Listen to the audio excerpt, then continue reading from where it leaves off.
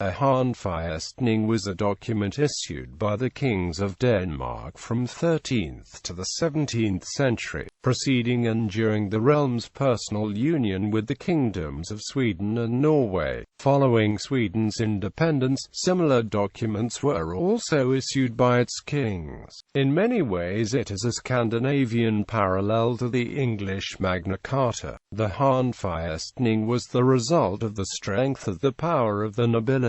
The first Danish king who was forced to sign this kind of charter was King Erik V in 1282.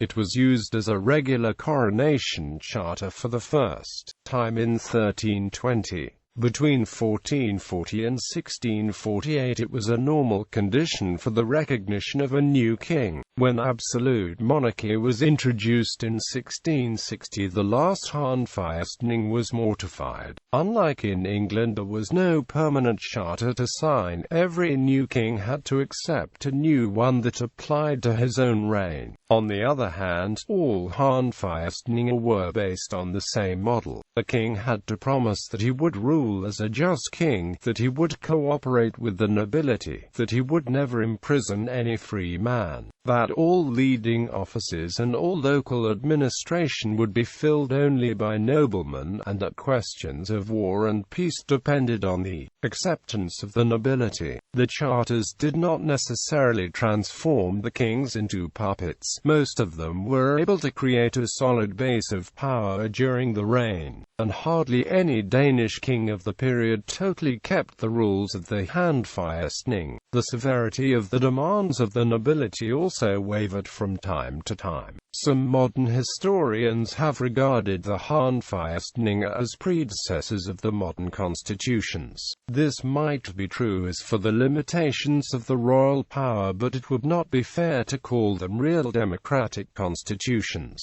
First of all, the purpose seems to have been to secure the power of the nobility, and they expressly tried to keep commoners and other people of low birth away from any kind of political influence. Unlike their English parallel, they therefore do not seem to have inspired any kind of modern Danish constitutional theory.